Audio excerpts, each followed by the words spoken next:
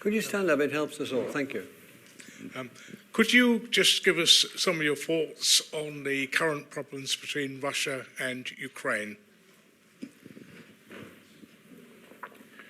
Well, let's distinguish Crimea from Ukraine. Right?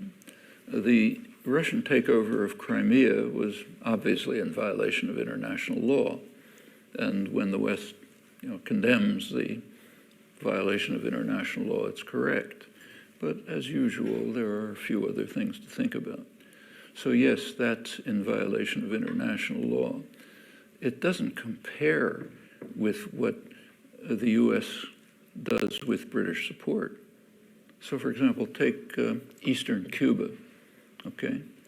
100 years ago, 110 years ago, the U.S. took over Eastern Cuba. It's what we call Guantanamo.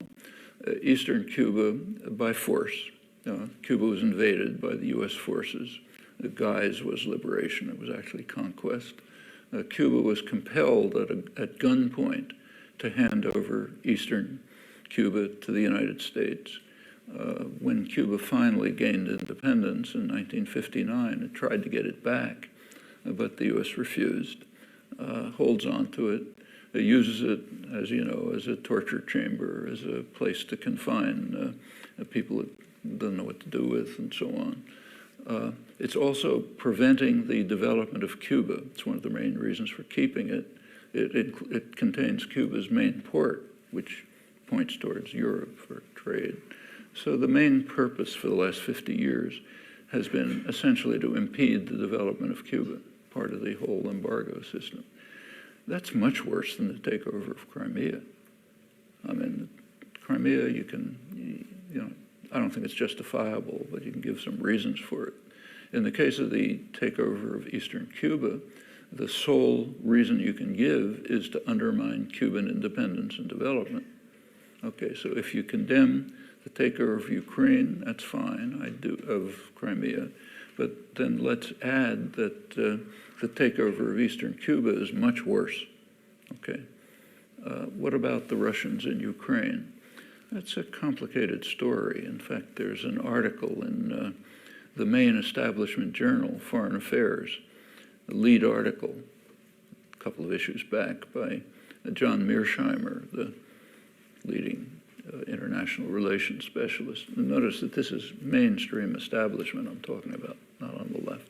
The article is called "The West is Responsible for the Ukraine Crisis." And what Mearsheimer points out is that going back to roughly 1990, when the Russian Empire collapsed, there were questions about how should the post-war system develop. Gorbachev made a remarkable concession. He agreed to allow unified Germany, to join a Western military alliance. You think about history, that's pretty astonishing. Germany alone had practically destroyed Russia a couple of times in the century. Now he was saying unified, militarized Germany can join a hostile military alliance.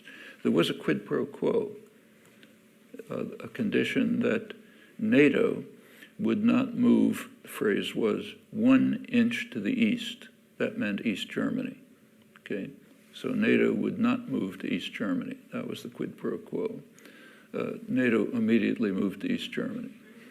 Gorbachev was pretty upset, but he was informed by President Bush, Bush #1, and James Baker, Secretary of State, that this was just a verbal agreement. There was nothing on paper. And the implication, they didn't say it, but the implication is if you're dumb enough to accept a verbal gentleman's agreement with the United States, that's your problem. So NATO moved, he didn't say that, I'm adding it. NATO moved to East Germany. Clinton came in, NATO moved further towards the right, to the borders of Russia, all the way along. Actually, a question that we ought to be asking ourselves is why did NATO even exist after 1990? Throughout the whole history of the Cold War, we were told NATO is necessary to defend Western Europe from the Russian hordes, okay? No more Russian hordes. What happens to NATO? It expands, okay? It expands to the east. Its mission changed. Its official mission now is not to defend Europe from the Russian hordes. It's to control the global energy system, sea lanes and pipelines, and to serve as a US-run intervention force. Well, you know, we're all educated intellectuals. We can now ask a question. What was the nature of the propaganda we were fed all those years? I mean, if NATO was there to defend the West from the Russians, why is it now expanding right to the borders of Russia, becoming a global US intervention force, protecting sea lanes and pipelines and so on? What that tells us is all the talk about the Cold War was just a pure lie. And there's plenty more evidence for that, which we could go into. Educated intellectuals don't pursue this line of thought, but it's a pretty obvious one.